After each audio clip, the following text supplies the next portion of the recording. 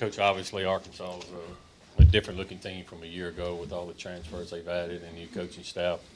But it seems like their perimeter shooting is still going to be one of the main things to watch. What have you seen from the differences in their offense this year compared to last year? Yeah, I think it's more about their defense. When you look at the, say, you're into the Ken Palm rankings, they're in the top 10 in effective field goal percentage defense. They're in the top 10 in turnovers forced per game and points off of turnovers.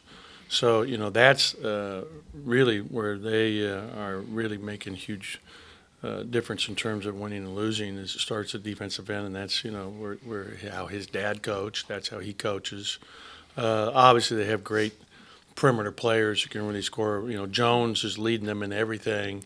He's an incredible player and a great story. I mean, you go back and think that guy was 275 pounds coming out of high school, and nobody wanted him. And he started losing weight, went to junior college for the year, and then after that year, he committed to Central Arkansas, and then decommitted and ends up getting an offer from Arkansas. And it's a great basketball family. His brother's a big-time player at Duke, sister's a big-time player.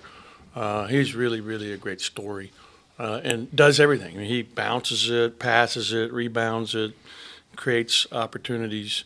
Isaiah Joe is just incredible in terms of his ability to shoot the three and shoot it with quickness, his release, his lift. He takes 11 threes per game. He's second in the country in three-pointers made. He is really, really a special player, and he has range. I watched him last night and against Texas A&M. He literally made a 29-foot jump shot. So his range is way beyond the NBA three, and obviously that's why these NBA guys are all frothing at the mouth looking at him. But they have other good players. This kid Jimmy Witt that's come in, and he's one of the transfers who started there and then left to go to SMU for 2 years, graduates, and now comes back. They run a lot of different guys at the point. So he's really your power forward playing the point. So it's a really matchup nightmare, trying to match up. There's a different guy pushing it every time on made and missed shots. There's not a specific point. It's typically going to be 15, Jones, or him, Witt, pushing it. But then, when Harris comes in, they'll have him push it some. I'm talking about pushing the ball. They really are good in transition. That's where their offense starts, and they flow right into it and try to spread you out and kick it out. They're playing very hard, so they're an impressive team. Go ahead, Logan. Coach Musselman mentioned in his press conference yesterday just how concerned he was about the rebounding margin, how his team – he said that was his team's weakness and your team's strength. Just how much of an emphasis are you going to place on rebounding tomorrow night? Yeah, it's every game. I mean, rebounding is a huge part of the game, and there's, because they shoot, the three ball so well, and when they do miss, there's a lot of long rebounds. Everybody rebounds. I mean, Sills is a great competitor, number 3. He's a great ball hawking defender who, creates offense with his defense. He's constantly pressuring the ball. He'll get in there and get rebounds. I mean, all these guys are going to get in there and get rebounds for him, and they go very hard to the offensive glass. We'll go back into the cameras. Ben, with obviously back-to-back 25-point wins in 80 years, defense is obviously something that had to have clicked. What has worked the past 2 games? What are maybe some things that have stood out to you defensively that has led to this kind of role? Yeah, there's no question our defense is playing the best it's played all year, and we're doing a better job than we've done the last 3 games. I thought our defense down in Baton Rouge was very good. We held them to 37% on the floor and outboarded them by 18. The last 2 games we've done a better job offensively, taking care of the basketball, taking quality shots.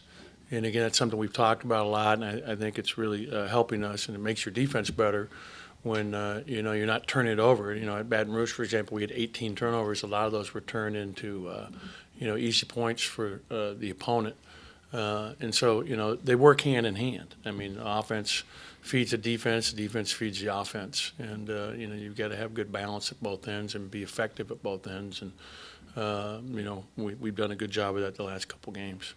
We'll go back to the front and to Jalen to coach's right, and then we'll go get it back to Paul. Same thing with the defense. You've been playing good the last couple of games. How do you look to contain Isaiah Joe and Mason Jones, both on the average 17 points per Yeah, game? it's going to be a credible challenge because they are really good both off the dribble and catching and shooting and creating for others. I mean, again, you look at Jones' numbers. I mean, he leads them in assists. So he's playing with the ball in his hand a lot. And we held him to 30 last year down there. I think he had 30 or 31 in that game. So we know what an incredible challenge that's going to be, and that's going to be, again, your team defense. It's not just one guy that does it, it's a team. I mean, I thought we did a good job in the last game containing their Edwards, especially in the first half, but it was the team doing it, and you just can't do it with one guy when you're playing against really good talent like, they have. Coach, obviously Tyson's come off the bench the last 2 games and it's broken out of his slump. How much do you think that had to do with him breaking out of his slump, just relaxing more and not pressing? How big of a factor do you think that was for change of scenery?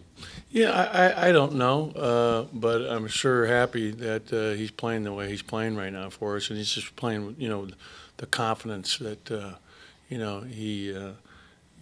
it earned because of all his hard work. Tyson, no one has worked harder than Tyson Carter, putting the time in, putting the hours in, putting the countless hours in, working on his shot, working on his ball handling, working on his game. You earn confidence, and he earned it. And so I'm really, excited for him and happy for our team.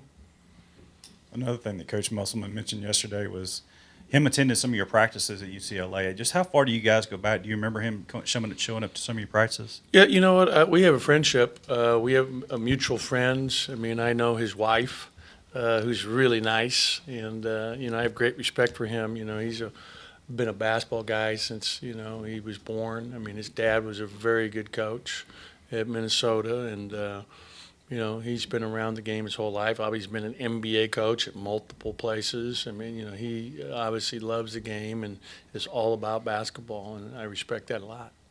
Go back to Jalen to coach's right. Defensively, they seem to shrink the floor and defend a 3-ball well. How do you look to get the offense started early with Reggie Perry, with them playing a good help on the post side? Yeah, they do a great job helping defensively, and they really pressure. They're going to get out and get into the ball and create havoc but they don't gamble.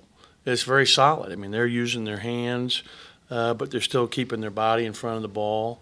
When you drive, they're collapsing. They do a great job. They'll play ball screens multiple ways.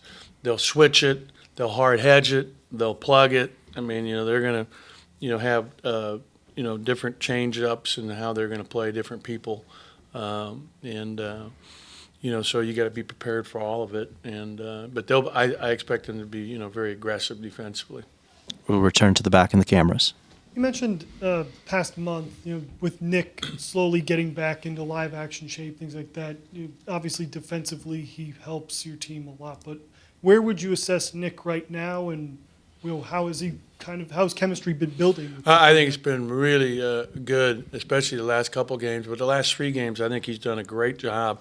He's playing point for the full time for the first time, essentially in his life, and especially here at the major college level. And I think, like yesterday in practice, he had 10 assists, 1 turnover. So every day we stat every practice so that we evaluate every single day for every one of our players.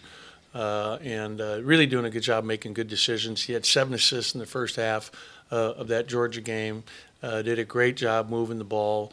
Unbelievable defensively. And he really does a great job of helping and recovering. He's able to get in and stop a drive, one of the other teammates' players, and still get back to his guy as good as anybody I've ever coached. I mean, there's nobody that I've ever had that's better at that than him. I mean, and he came like that. So he was really well coached in high school to be able to do that the way he does. From Back. Anthony Carlisle, who obviously was out here in Columbus for a year. Back to Logan, front left. I'm doing a story on Elias King. Just what did you like about him during the recruiting process, and how have you seen him improve since you got him here? Yeah, Elias is a really nice kid, and we liked him as a young man, as a person. He has improved a lot in terms of the defensive end of the basketball. It's something that's never really been emphasized to him, like a lot of high school kids. And so that's something that, you got to understand. You got to be able to play both ends of the floor to be able to play, at this level and contribute to a winning team and a winning program. So I think that's the biggest thing. And he's also getting bigger and stronger. He's done a good job in the weight room. He came in and I think he's probably put on about, 10 to 12 pounds at least of muscle. Back to Jalen, front right. With them having an up-tempo offense, will you look to slow the game down and grind it out with your bigs? They're going to push it at every opportunity. They take 58 shots a game.